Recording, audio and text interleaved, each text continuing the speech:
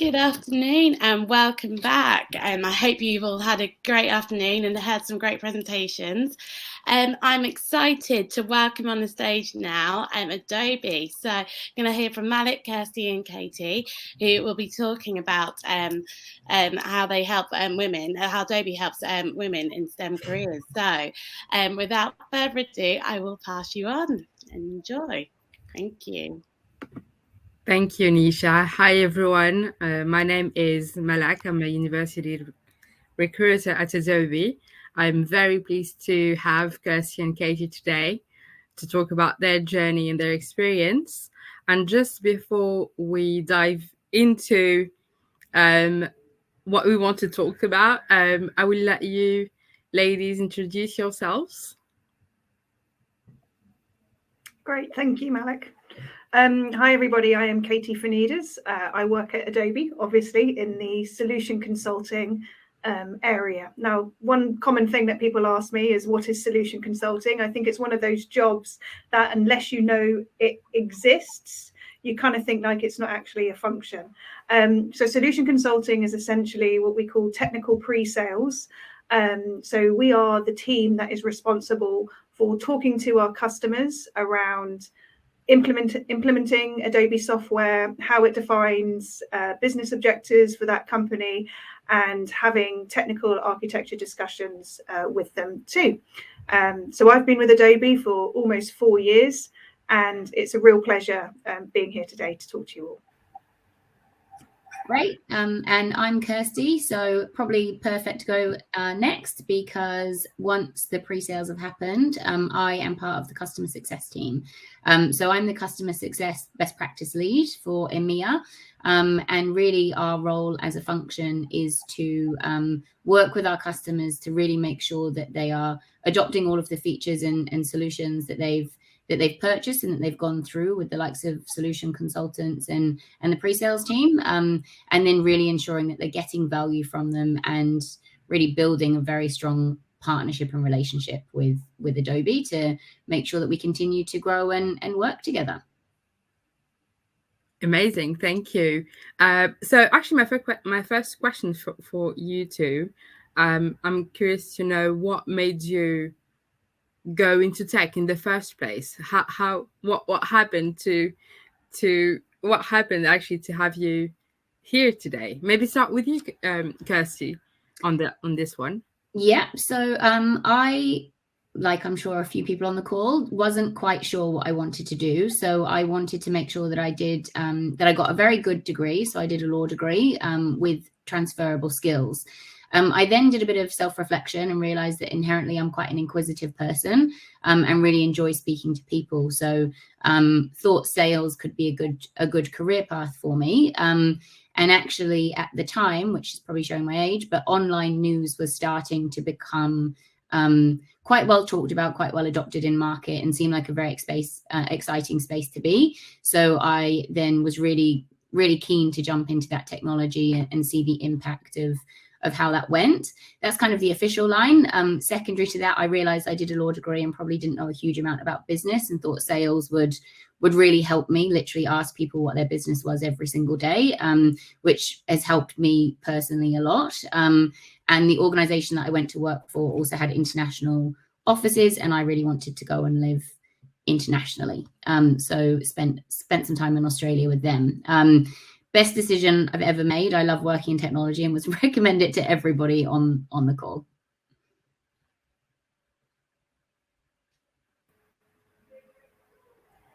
Great. Yeah. So from my perspective, Malak, I think I've always been very interested in technology ever since I was really young. Again, showing my age, I grew up with CRT televisions, so the massive box things.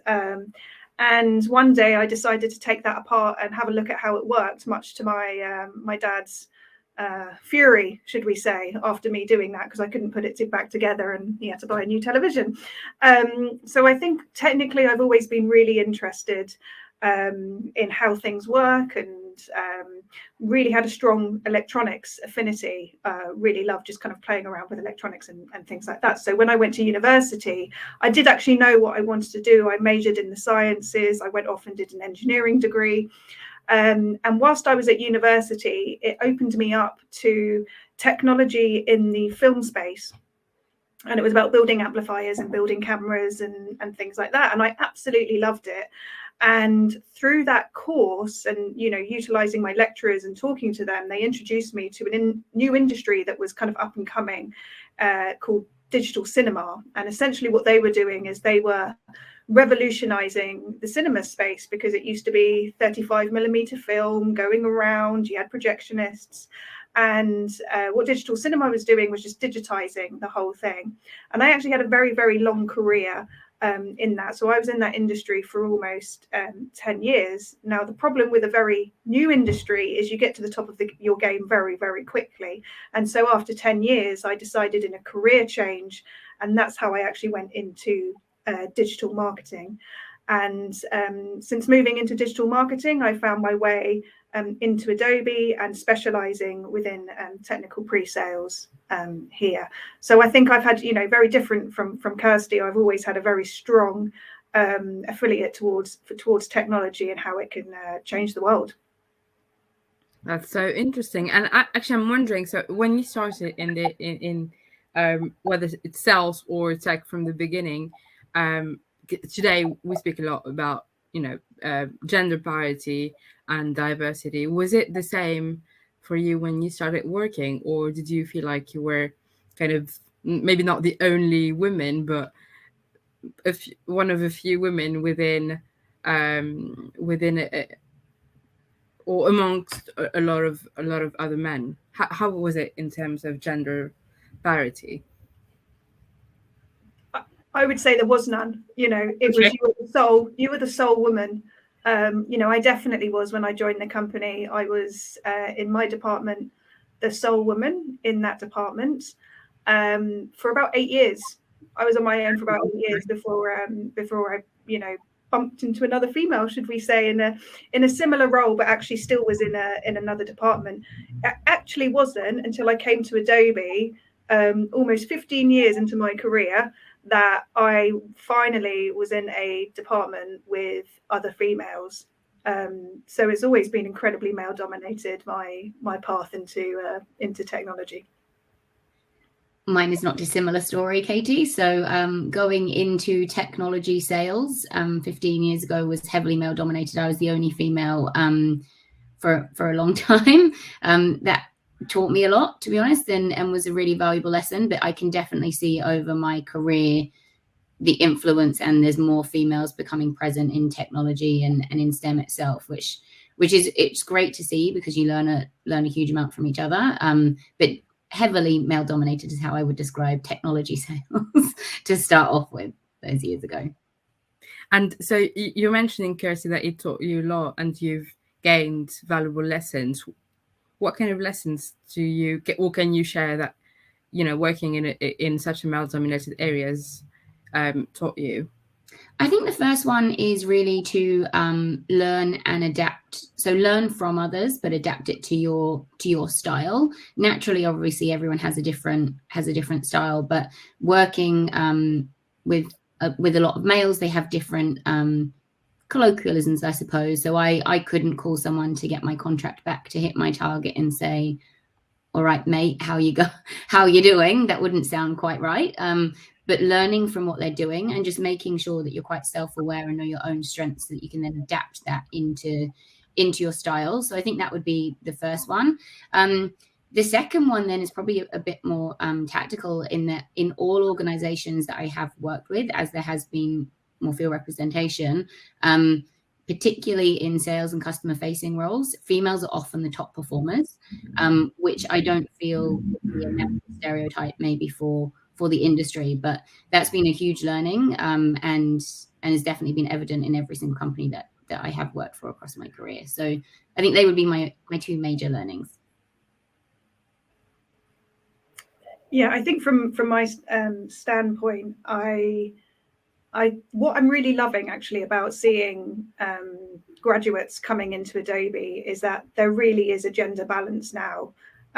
You know, we hire as many females as we do males, which is really nice to see. So I think from my standpoint, you know, maybe my advice might be a little bit historic, just based on if you do end up in a very male dominated area, unfortunately you still get men who will belittle you, who will try and undermine you. And I think, we're all very aware as a woman, you will say something and then a man will just say what you've said to the room again, phrase it in a slightly different way, and will maybe even get a better response from what you just said. And it's incredibly, infuriating when that happens. I think, early on in your career, you're just going to let that slide. But when you let that slide, you're going to build such resilience, which is going to serve you amazingly as you go on in life. And I find it very funny when sometimes I hear quotes about women don't show resilience. And I'm like, excuse me, you do not need to speak to a woman about resilience, because that is one thing that they have in spades over their male counterparts. So I would say, pick your battles as you go through your career. Unfortunately, hopefully this is getting rid of, but in my career, you will come up against these horrible words, you're too emotional, and it's like, oh, if a man does it, he's passionate, but I'm emotional, and you'll come up against these gender stereotypes, and you just got to think about how you're going to play it. You have to fight when you need to fight, and you have to stay resilient when you need to stay resilient. And it seems a shame that we have to kind of like say these things, and it is changing, which is really wonderful to see. But I would just say, keep your wits about you, ladies out there. It will serve you well when you come on later in your career. And as Kirsty says, do you know what? Give it a couple of years, and most females become the top of their game, and they are the top performers because they've learned to negotiate, they've learned to network.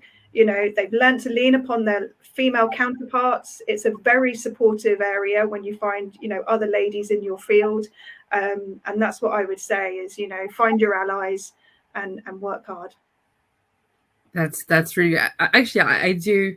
I had similar, obviously, experience when I started. So I think it's really common too. Unfortunately, a lot of women, when they start their career when they have a lot of or generally just male co-workers.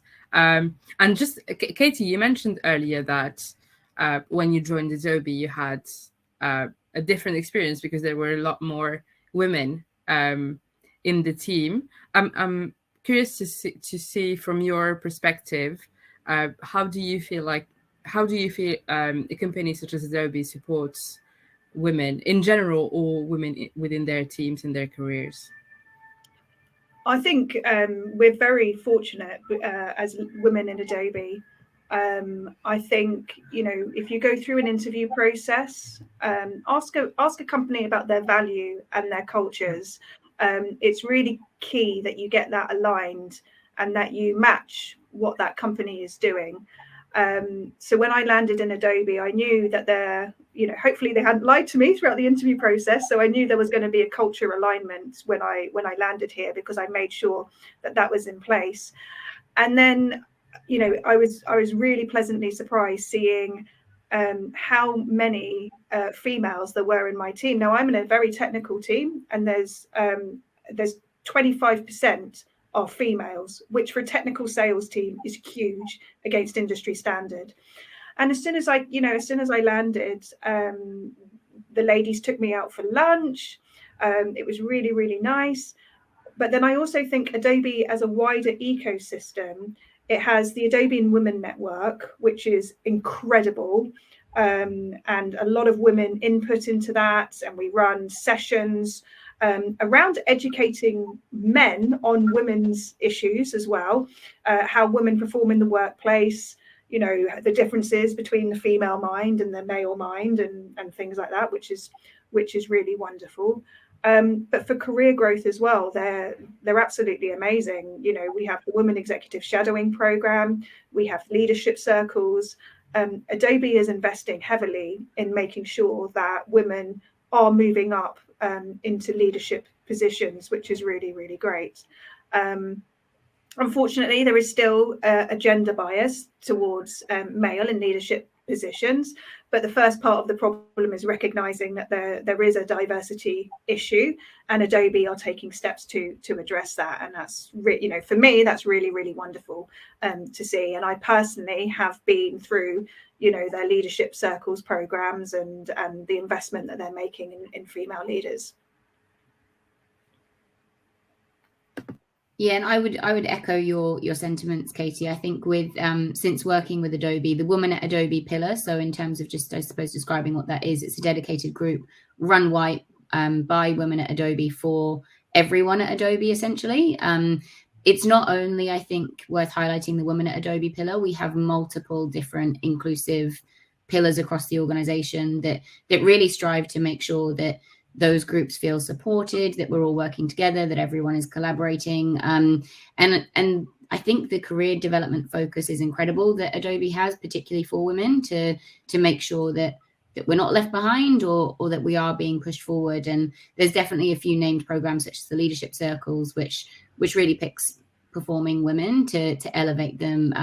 And we also do, I guess, on a regular basis, hearing from other females, exactly like you guys are doing today, hearing about people in the business, what their journey is, what their challenges are, what they've learned, so that there is that constant development and constant inspiration as well. And I think it is important to highlight that everyone is welcome to that, because everyone is in STEM and everyone needs to create a supportive and inclusive environment, which is definitely the culture that I found at Adobe.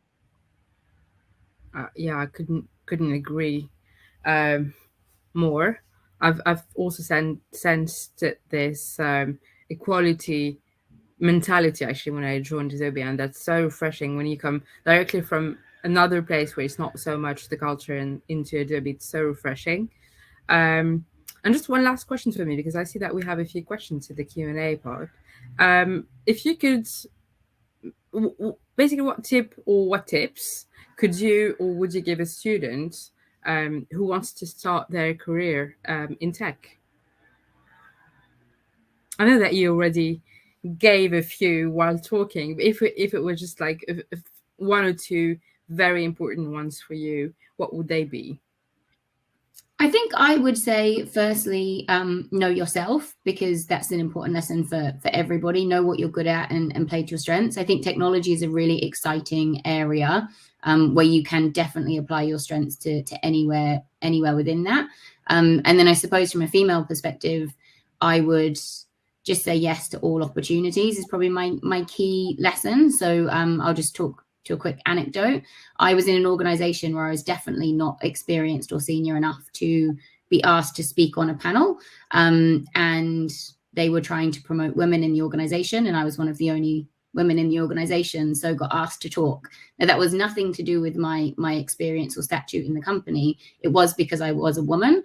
But rather than think about the connotations behind that, I thought, I have never public spoke before. I've never been in public and represented the organization. What a great opportunity. Said yes. And then many more opportunities come from that and becomes experience. So I think they would be my top three, but say yes to any opportunity that you think will give you growth, regardless of if there is gender bias or whatever it is behind it. Own it and take it. And Katie's light's just gone off in the office. Yeah, apologies. We have automatic lights here. No, really, really great tips there, Kirsty. And I think that they're brilliant tips that have been shared. I think just why, my advice or my tip, should I say, would be, why wouldn't you want to start a career in tech? If you have a look at the employment overview in the industries right now, technology is the fastest paced one. It's the most innovative at the moment.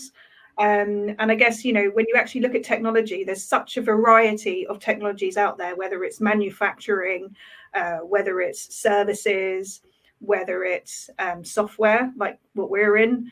There is such a variety of technology out there. And I think one thing that a lot of these companies are starved for is more female employees, and something that they are willing to invest in heavily. Should you be fortunate enough to land in one of these technologies. So I don't think you really need any tips. I think you just go for it, and just start your career in technology, because, you know, having had one, I can tell you it's really, really wonderful. Absolutely. And honestly, from a hiring perspective, I can really tell that we, unfortunately, in this tech environment in general, it's really hard to find women. We have definitely more male candidates than women candidates. So just go for it. Go into tech, apply, and honestly, it's such a fast-paced and so rapidly growing environment that, you know, for sure, there will be so many different opportunities to fit basically anyone. So yeah, definitely. So we have a few questions from the audience, and we have a few minutes, so that's great. The first one, I think it was asked a bit earlier, but and we did touch base on that one. How did you find being in such a male-dominated area? So we did answer that question, but how did it impact the culture of the company? And did it make you feel uncomfortable working there in the company or in that environment? I think from my standpoint, how did I find being in such a male-dominated area? I think sometimes you don't notice at first. They're just your teammates, and you don't actually notice that you're the only female until you actually become a little bit more observant, and then you're like, oh yeah, I am. I think, how did this impact the culture? I think there's two ways this can go. I think if you've got inappropriate colleagues, yes, you can feel very uncomfortable, and you need to stand up and say when you're feeling uncomfortable. And that is a tough thing to do when you are trying to build your career. And I just have to say that fortunately, people are more in tune to things like this happening in the workplace, and there will always be help as a woman if you ever find yourself in an uncomfortable situation. With my teammates, where I first landed, I kind of naturally ended up with like 12 big brothers. And it was, it really actually kind of helped shape and define me throughout my career. But I would say, unfortunately with that is sometimes you can be belittled and people can be condescending towards you because you are the only female in that team. And that's another conversation. And actually, it's a conversation coming very soon, because the next question we have is, what would you advise for the belittling? Do you have any advice against that? How to stand up for yourself when you are being belittled? Yeah, I mean, I've got plenty of advice for that, having found myself in it a lot. I think you've got to let your work stand for itself. And unfortunately, there is a very female trait that you assume that your work will always speak for itself, and that's not the case. You have to be really good at presenting what you've done and why it was successful, and not in a bragging way, not in like, woo, look at me, I'm amazing, in a impact way. So I've done this and this is the impact. And I think if you just take that very logical step to what you've done, the belittling will start to go. And that's where you'll start to move into that top quadrant that Kirsty was talking about earlier on, of being a top performer and starting to make your way on those kind of, if that's something you want, leadership tracks or developmental tracks that your companies have to offer. Kirsty, I don't know if there's anything else that you'd like to add. I agree actually with everything you said. I think sometimes in those situations, and actually it's not just males that belittle, it can be many different segments of people, but it's really important, I think, to let yourself sometimes feel that way, and it is hard, and that's completely fine. But you can arm yourself. So as you go through your careers, there are so many podcasts where you can listen to inspirational people. They'll talk to you about their tactics, what they do. Some of them are very direct back and give the same comments back. Others work their way around. But it goes back, I think, to trying trying out those styles. And ultimately, if someone has made you feel that way, then there is nothing wrong with saying that, you know, in a very informed, proactive way. I think the second thing to point out about it is probably a longer term perspective, in that I think to Katie's point earlier in terms of resilience, when you do have to strive to even harder and you really have to prove your impact and show yourselves even more, it actually leads you to develop really quickly.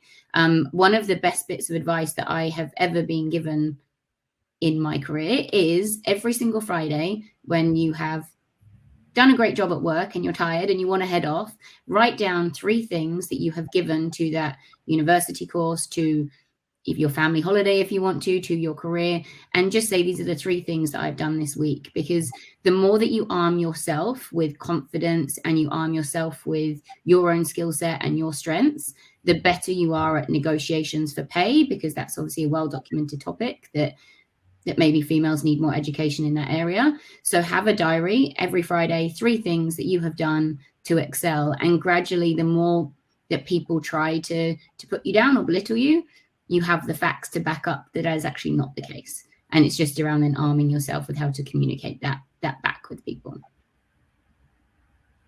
Thank you. Yeah, that is really good. And just earlier, we mentioned the leadership program in terms of what Adobe also offers women employees. So someone is asking, what are the things the leadership program looks for? From my standpoint, I think ambition, drive are things that they look for, especially within leadership. They can help you shape and form who you are as an individual. So I think people who are ready to go on a personal journey and a growth journey, that is very much what they look for in leaders, because they want to help shape who you feel you are and who you can be for the employees that you'll potentially manage, or the company that you need to lead. There's different types of leaders. So I would say, you know, very much have a growth mindset, and those are the qualities that they'll look for. And I would maybe say a bit of challenger as well. I think particularly at Adobe, you definitely are encouraged to think differently and push yourself out of the comfort zone and notice things in a way that maybe other people don't. So bringing that new perspective and in that new fresh way of thinking is also really, really highly regarded as well.